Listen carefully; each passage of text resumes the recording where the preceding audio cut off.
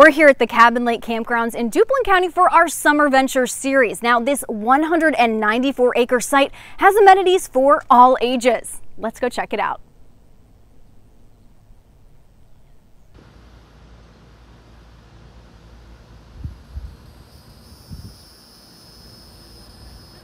I am Jordan Whaley and I'm the superintendent of Cabin Lake. Cabin Lake is a 194-acre piece of property and it's owned and operated by Duplin County. I would say fishing. We do have a lot of fishermen that come out here, and we have had a lot of big old bass come out of here. Just bass. We have a lot of big bass that are here. We do rent these per hour. We do have pedal boats and canoes, and you can go anywhere throughout the lake on them. The only thing we do not allow is gas-powered motors. You can have electric motors, just no gas-powered. We do have a lot of wildlife. A lot of squirrels, geese are very popular here, and we do have a few mallards that come out. Deer, you wouldn't really think deer would come very close to a park like this since there's so much activity, but we do have quite a few deer out here. We do have a 2.3-mile trail that surrounds the lake. That is part of that 194 acres. The lake itself is actually 75 acres. We do have 2 playgrounds. We have a swimming area. We do the boating section, and then you can also tent site camp or RV camp.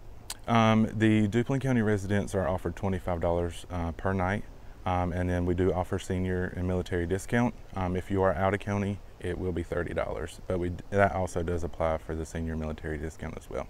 The best part about this and having this job is to interact with the different families and groups that come in. You get to see a lot of people, you get to know people, and that's what I'm about, is I want to get everybody here that can come. I would like for them to come.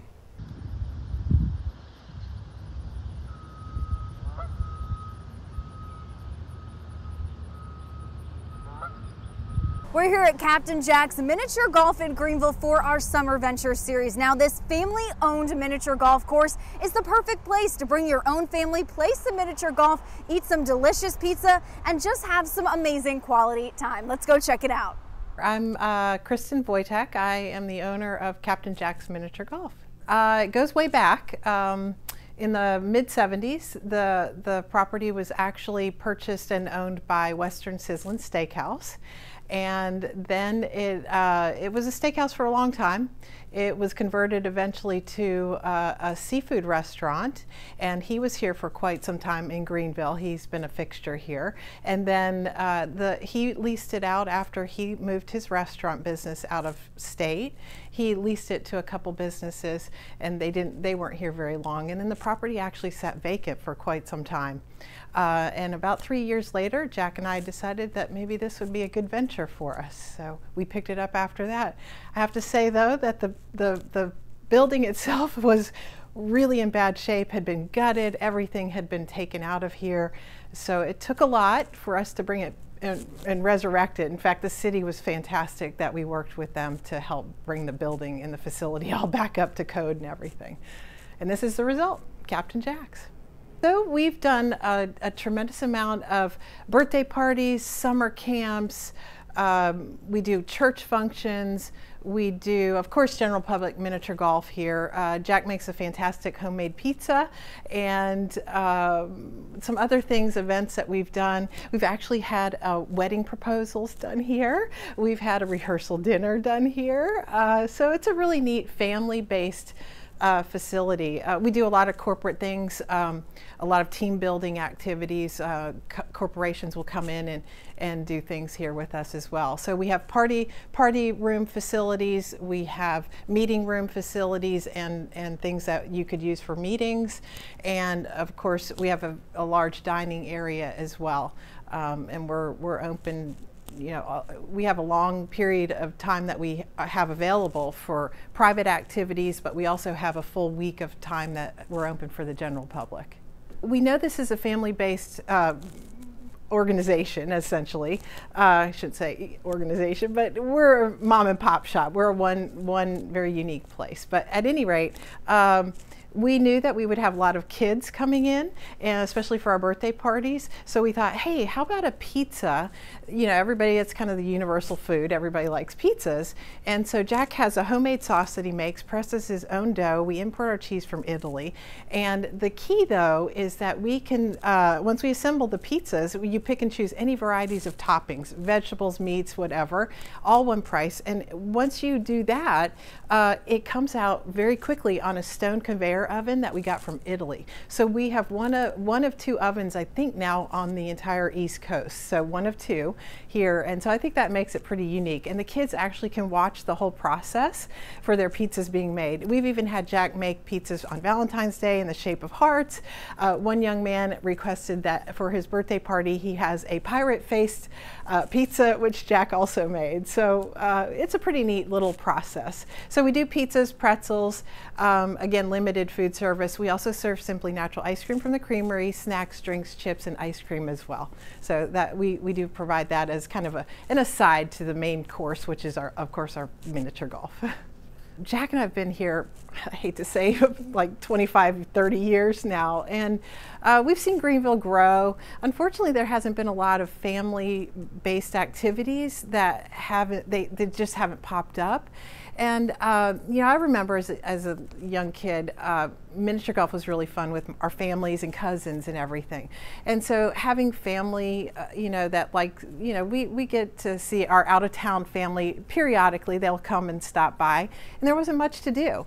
So I presented the idea to Jack, and I said, hey, how about an indoor miniature golf? Well, I said, a miniature golf course. He said, yeah, let's try it. He's an entrepreneur, has many ventures and businesses of his own.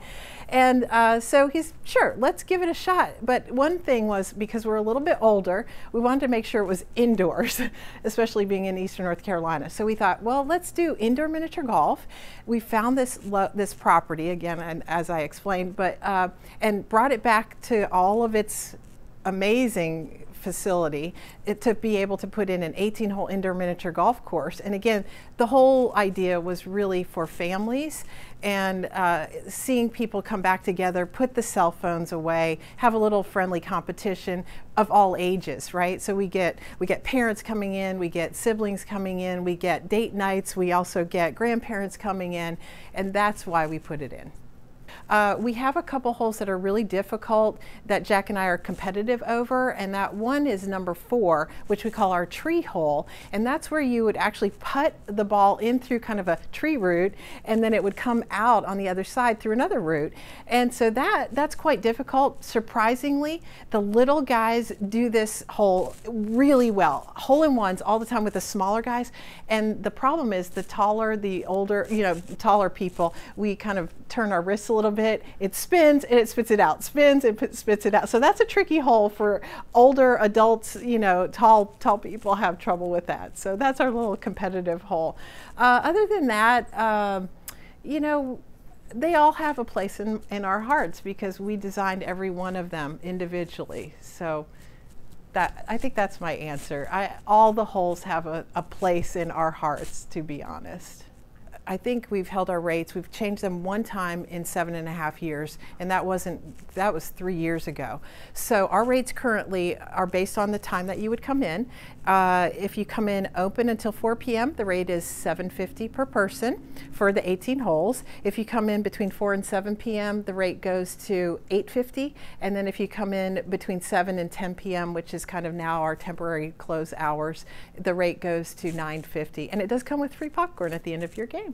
Our party room rates are super easy. We actually have not changed those in 7.5 years. So you get a 2-hour block in our private party room for $60. If you wanted to do a party here on hours that we would be normally closed, we don't change the rates. So you could technically get the entire facility for $60. And we do give discounted rates for all the golf and pizzas and everything else, and our Simply Natural ice cream as well. So our party package is really popular. It's very easy. It's, you know, it's a good package for families who are on budgets. Our hours are, we're closed Monday and Tuesdays, which are great times to do private parties. Wednesdays and Thursdays we're open from 4 until 10 p.m. Friday is noon till 10 p.m. and Saturday 11 to 10, and Sunday we're open 11 to 8 p.m.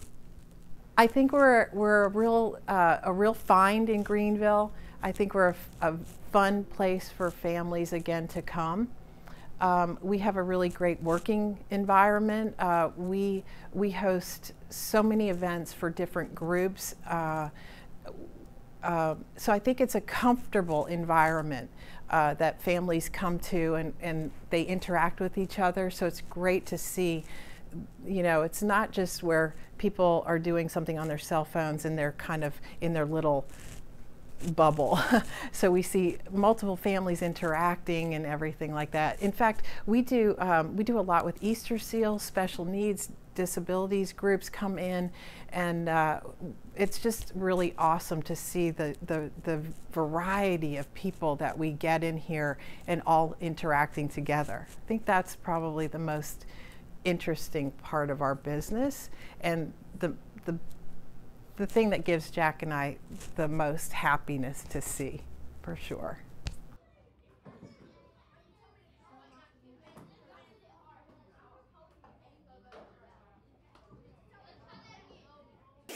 I'm Courtney Layton, and today we're continuing our summer adventures by speaking with Jason Osborne about the sights and sounds that you can experience this summer at Croatan National Forest. So let's take a look. Hi, my name's Jason Osborne. I'm a natural resource specialist here for the Croatan National Forest. Well, the Croatan National Forest is a unique place. We have a lot of activities for people to be able to do, as well as a lot of beautiful landscape for people to look at, and a multitude of things for families to spend time doing. Well, there's many things that families can do together. Here in Craven County, you have Bryce's Creek, where people can go and picnic, as well as boat around on the water there and fish from the dock that's there. They can hike a multitude of trails out at the Flanners Beach, Days area. All that we ask there is that people do not go past the closure areas, which are very well marked. You can, for people who like ATVs and UTVs, anything under 60 inches, you can actually go to our Black Swamp OHV area and ride there as a family. Just make sure you check the rules and regulations online beforehand to sort of keep yourself out of trouble. There's a lot of areas that people can go and disperse camp, or you can develop camp at our Flanners Beach campground area. It has basic sites as well as electric sites, shower house, and restroom facilities, and campground hosts to sort of help you along the way.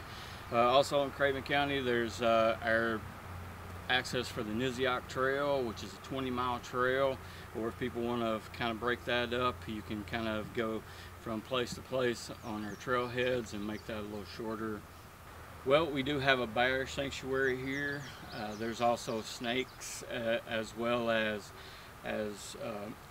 a multitude of birds and things throughout the area. There's plenty of beautiful things to look at, but obviously we don't want to feed the wildlife. We want to keep wild, and things of that sort. My favorite part is actually to talk to the public and find out what they like, as well as the things they love to do on the forest, because we can learn from each other.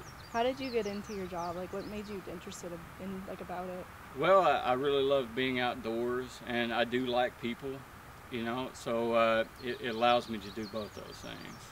Well, just to make sure you check the rules and regulations before you show up, as well as make sure you have all your safety items with you, and bringing water and food and things of that sort, as well as making sure you don't go down any roads that are not legal, or that you may get stuck on.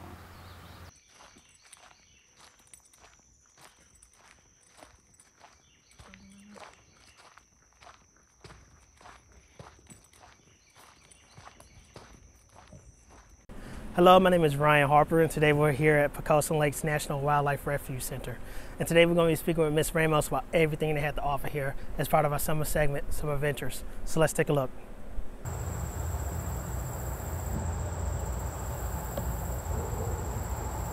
My name is Katerina Ramos. I am the Refuge Programs and Volunteer Coordinator here at Pocosin Lakes National Wildlife Refuge. I work with Pocosin Lakes National Wildlife Refuge with a Memorandum of Understanding with the North Carolina Wildlife Federation and U.S. Fish and Wildlife Service. Well, Pocosin Lakes is a very beautiful refuge. It's about 110,000 plus acres. It consists of our Pungo unit and the main part of our refuge. The Pungo unit was originally established in 1964 as a wintering waterfowl refuge, and it's still used as that today as kind of like a sanctuary for our wintering waterfowl population.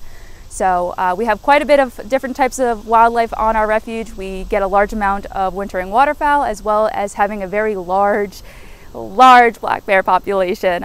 Really awesome, as well as also hosting the red wolf population as well. We're part of the 5-county area that you can find wild red wolves. So definitely bears. Black bears is definitely the biggest one, as well as otters. There's actually a family of otters that people see quite consistently on the Pungo unit and on Pocosin Lakes. Quite a few different types of snakes, some venomous, some non-venomous, bobcats, white-tailed deer, bobwhite quail, which is always something that people get really excited about, as well as a multitude of different waterfowl species. We get a very large population of wintering waterfowl like tundra swan and snow geese during the winter months. That's in the probably like 5-digit numbers of populations that come over. So we actually have two different parts of Pocosin Lakes if we think about it. We have the main part of Pocosin Lakes, and then we have where our visitor center is in Columbia, North Carolina. And in that visitor center, you can see quite a few displays that talks about some of our endangered species like the red wolf, the red cockaded woodpecker, and some other species that you may see here quite regularly, which of course is the black bear, certain owl species, as well as some different types of birds as well. You can see quite a few videos that we have. We currently have a documentary that plays on loop in the visitor center, as well as a partnership video that shows the impact of our wintering waterfowl species on the refuge. We also have a boardwalk here that you can go ahead and take a nice little leisure walk with your family and see some wildlife, see some of the natural habitat that exists on Pocosin Lakes just right here in Columbia, North Carolina. The biggest thing that they'll be able to experience is seeing wildlife. So a lot of locations that you can go to, they can be quite elusive or evasive of being seen. And more often than not, I'm going to see some sort of wild animal on our boardwalk, whether it be some weasels, a nutria, muskrat, a whole bunch of slew of animals. They can also go fishing off of our boardwalk here as well. Quite a bit of individuals in our community like to go fishing off of here. I've seen some people catch some mullet as well as bream and catfish. So it's been really interesting watching people. And then of course, you can also see lots of turtles, which is my favorite thing. We have a whole bunch of different types of turtle species here, so it's really awesome. So lots to see for your family, lots to learn about. We have a couple of different informational kiosks here too that you can learn some information about the wetland habitat and Pocosin habitat as a whole. Ordinarily, if you come after the first full moon of November, we actually get a very large wintering waterfowl population coming in. So if you go onto Pocosin Lakes during like December, January, during our rainy season, you'll see thousands, and I'm not even exaggerating, legitimately thousands of wintering waterfowl on Pocosin Lakes, and it's like a sea of white. It's crazy at the amount of numbers that you see of wintering waterfowl here. So it's really exciting. Ordinarily during the summertime, you end up doing a lot of bear watching. We get a lot of cubs on the refuge, so many people like to watch them. And during the wintertime, we get a slew of wintering waterfowl, and it's really beautiful to watch. Our tundra swan are just absolutely magnificent to watch take flight and hang out in our impoundment. So really that's like the next big thing that we're gearing up to get ready to see out here on the refuge. It's absolutely beautiful to take a walk back into our boardwalk here, because just the environment in general just takes you away into this own little oasis of natural environment that's not too far away from a close town, so you don't have to go like super out of your way. So on the Scuppernong River, you can actually take your boat and your kayak out on here. There's actually a paddling trail that you can find online to take on the Scuppernong River. We actually have a paddle launch as well, which is a kayak or canoe paddle launch. And we also have a marina over here as well in Columbia itself. So lots to do in terms of fishing and boating and water sports here. So it's definitely a really great time. Only 3% of the world consists of wetland habitat. That 3% actually exists along the eastern coast of the United States. And Pocosin Lake specifically works on preserving that habitat and is really important in the ecology of the environment and biodiversity of the environment. So supporting Poquoson Lakes and visiting Poquoson Lakes and seeing one of these very rare habitat types is truly a sight to see, and it really is a unique area that I really love when people get to see it, because they're like, wow, this is nothing I thought it was going to be. So typically when people think of wetland habitat, they're like, oh yeah, everything's underwater, and it's like, no. So yeah, just the rarity of the habitat in general, as well as, you know, being able to see wildlife in such large numbers that, you know, you would never see anywhere else. It's absolutely magnificent.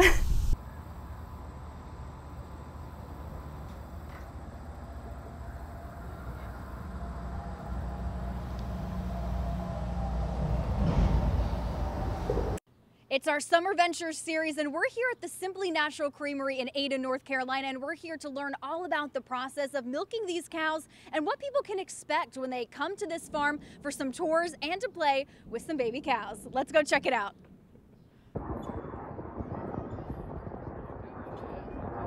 So Simply Natural Creamery was started, I think it's 2015 that it was started, and it was started by two brothers who started out with just Jersey cows and wanted to bring the Jersey cows to eastern North Carolina. So Jersey cows are known especially for their A2 beta casein, which is something that helps people who are lactose intolerant to be able to digest dairy products. So our most popular product is probably the ice cream. We have 3 different storefront locations, including this one here at the farm. There's 2 others, one in Morehead City and the other in Greenville. So we do have both weekday and weekend tours. The weekday tours are about an hour and 15 minutes long. That includes a hayride tour where you go and you hear the history of the farm. You go and see what the cows eat. Then you go get to pet some of our Jersey cows and then see the milking process, as well as get a sample of the ice cream. And on the weekends, we have more of a hayride tour that's a less condensed version of that weekday tour. So you just go around the farm, get to pet the Jersey cows, just get all that same information but in a smaller package.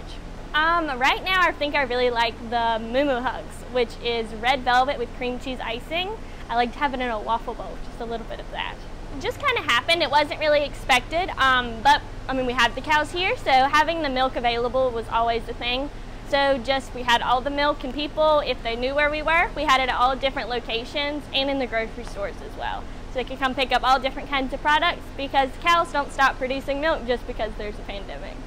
So they get milked 3 times a day, the cows do. We milk about 180 cows every single day. So they get milked at 4 in the morning, 12 in the afternoon, and then 8 at night. We get about 8 to 12 a day per cow. So we milk them, they go straight into our holding tanks where they stay for less than a day. Goes inside of our creamery into the processing room, which you saw. In there, it gets pasteurized, which basically takes all the bacteria or anything bad inside the milk out and makes it clean for people to drink. And then we homogenize it, which makes the different kinds of milk, separates the skim and the cream to make the different kinds. So low fat, whole, skim, all at those different percents, so it puts it back together. After that, it goes through our bottling machine. And this all happens right around 5 o'clock in the morning. So all the milk from the previous day will be bottled. We make it into the different kinds of milk that we have. And then from there, it goes into our refrigerator where it goes straight to stores within the next day. And guys, check this out. This is the coolest thing. We just spotted a mama cow giving birth to her baby.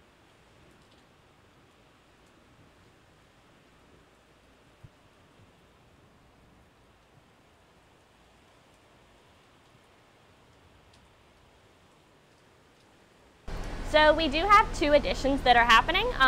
We have a jumping pillow, which both of those are right over there. And they have not been started yet. We've just created the fences for that. But there's going to be a jumping pillow, which is basically a big air-filled trampoline. It's the largest one you can have for kids of all ages. And then a petting zoo, including a Jersey cow and all of your favorite farm animals. That's all coming very soon.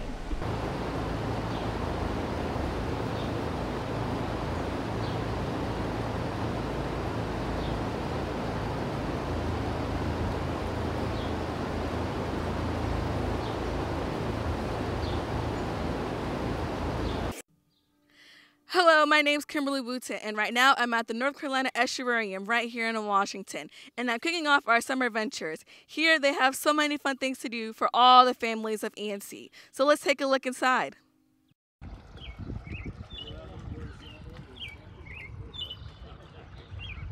I'm Tom Stroud. I'm the director here at the North Carolina Estuarium. In North Carolina, I grew up in Greensboro, the Piedmont of North Carolina, but I've been down in Washington area for most of my adult life. I've been here at the estuarium really even before we opened, helping get exhibits designed and information together as far back as the 1990s. Oh, wow. Yeah, we are a museum and aquarium about North Carolina's estuaries, and in particular the Albemarle and Pamlico estuarine system, which is the second largest estuarine system in the United States. And estuaries are where saltwater and freshwater mix together, and they create very important ecosystems that provide their nurseries for a lot of seagoing fish and other aquatic creatures, and a lot of life accumulates around them on the land as well. Yes, we have river roving boat tours that happen 7 times a week, twice a day, Wednesday, Thursday, and Friday, and then once on Saturdays. They're a free boat trip on a pontoon boat that we have here at the estuarium. They're open to the public. We do them from April through October, and in fact have a trip going out shortly today. Well, we get them in different ways. Sometimes we catch the fish we have here. Sometimes we have other people who might put out crab pots to bring us some blue crabs, which are such an important species in the Pamlico River. And we even have a couple of alligators that we have an exchange program going with Alligator Adventure, a tourist attraction down in Myrtle Beach, that when our alligators start getting a little bigger, we take them down Alligator Adventure, and they give us some hatchlings to bring back here, and we have them for a couple of years until they get too big for our system. We have fish that use the estuary, small fish. We have blue crabs, we have the alligators, and we also have some toads and a very friendly corn snake that lives here. Yes, my name's Bill Warr, and I'm a volunteer here at the estuarium. So what's your favorite thing about the estuarium? My favorite thing to do here, I do several things. I volunteer to sort of meet and greet people as they come in the door, and we explain things that go on at the estuarium and get them oriented. I also do what we're down here for, which is the river roving, which is a pontoon boat ride that we do out of the estuarium. We do it seven times a week. We do not charge for it. It's free. We go out for about an hour and a half. Anyway, I'm one of the captains for that, and that's probably what I enjoy the most about volunteering here. So could you just talk about what people could expect on the tour? Well, we're out for about an hour and a half, and basically we talk a little bit of history, we talk a little bit of nature, biology, we talk about the history of Washington as a harbor, how it got to be where it is today. You know, it has a Civil War history, a Revolutionary War history, and then of course East Carolina is sort of a wildlife sanctuary. There's an incredible variety, abundance of wildlife around here, which we often see when we're out on the river. We'll see turtles, we'll see bald eagles a lot, we'll see osprey. We've seen bear. There's a creek we go up down the river, and we've actually seen a bear swimming across the creek with its cubs with it. So you never know what you're going to see when you go out. So I've been doing this I've been volunteering here for about 9 years. I've been doing the river. This will be my 5th year as a river roving captain. Well, we have a lot of exhibits in the back that talk about the estuary, the sounds and rivers of coastal North Carolina. They can enjoy looking at the animals and finding out what makes this area so special.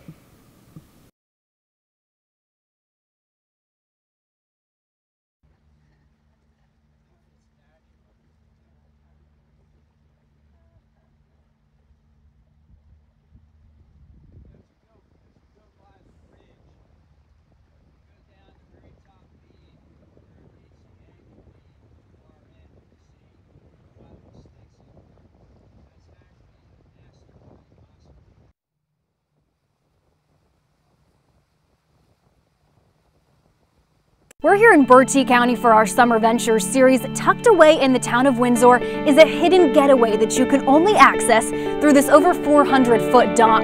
Suspended high up in the dense forest trees, it's the Casheye River Tree Houses.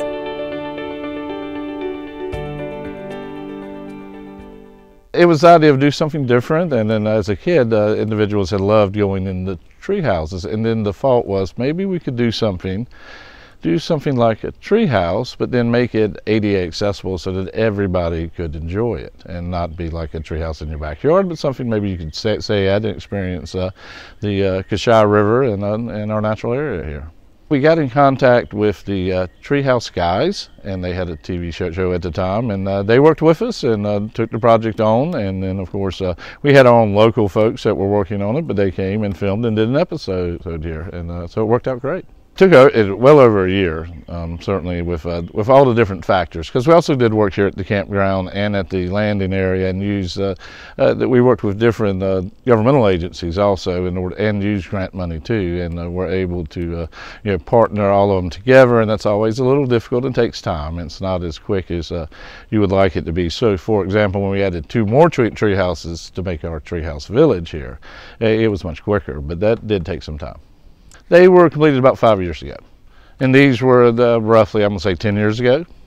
We found out that they were being used, and they're booked even now pretty much every weekend, especially in the summertime, and in the shoulder months too, in the spring and the fall. So we found there was an appetite for them with the public. We liked the idea of people visiting our community and our town, and so we built 2 more.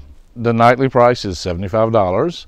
And we book online using an online service, CampSpot. We use CampSpot online, and then also you can call our town hall and they will direct you from there of how to get reservations and get it done. But we try to do it all online.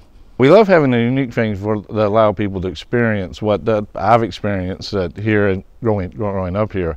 We have great history, but we also have great natural beauty. And then here in these tree houses, you're right next, you're looking out over the river here, and then also you're basically over a swamp. And a lot of people never experience a swamp. They may drive a bridge over it, but they never actually walk in it. Here you have a walkway in the tree house, and you're at the river and the swamp. We've got a kayak and canoe launch down there too, so they get to experience the natural beauty that we have here, and then also visit our town and see our friendly people, and hopefully go to our restaurants and gas stations and so forth.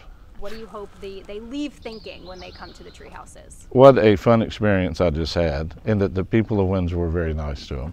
I mean, that's something we like. We like to drive people here so that they could get them to come, and then we think once they talk to us that they see what down east Southern living's all about.